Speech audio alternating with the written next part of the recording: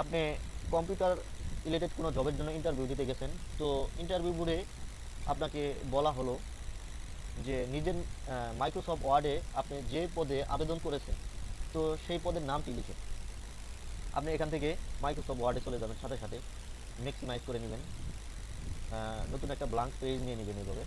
এখন ব্ল্যাঙ্ক পেজটা নেওয়ার সাথে সাথে দেখতেছেন যে এই ওয়ার্ডটা আপনার কাছে কেমন কিছু নাই নাই বা মনে হচ্ছে, তো অপরিচিত লাগছে, আনইজি লাগছে, নিজের আত্মবিশ্বাসগুলো হারিয়ে ফেলতেছে। তো আত্মবিশ্বাস হারানোর কিছু নাই, একটা ইজি জিনিস এখান থেকে অপরিচিত লাগতেছে।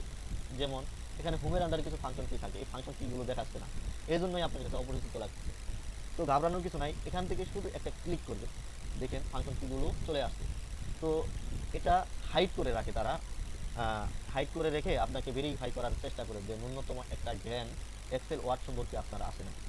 তো হাইড করে রেখে আপনাকে এরকম ইন্টারভিউ বোর্ডের সম্মুখীন হতে পারে।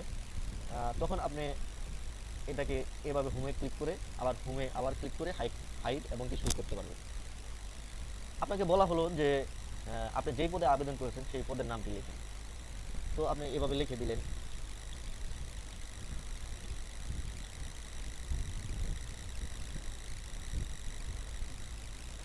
অ্যাকাউন্ট অফিসার লিখে দিলেন। আপনি অ্যাকাউন্ট অফিসার পদে ইন্টারভিউ দিতে গেছেন, তো অ্যাকাউন্ট অফিসার লিখে দিলেন।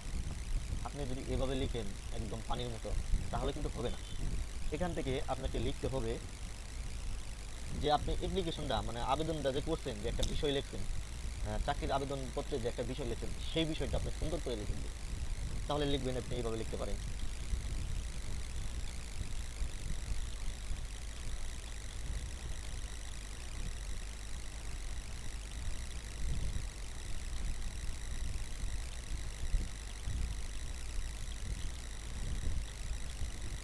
এভাবে আপনি আপনার পজিশনের নামটা লিখে দিবেন, ঠিক আছে।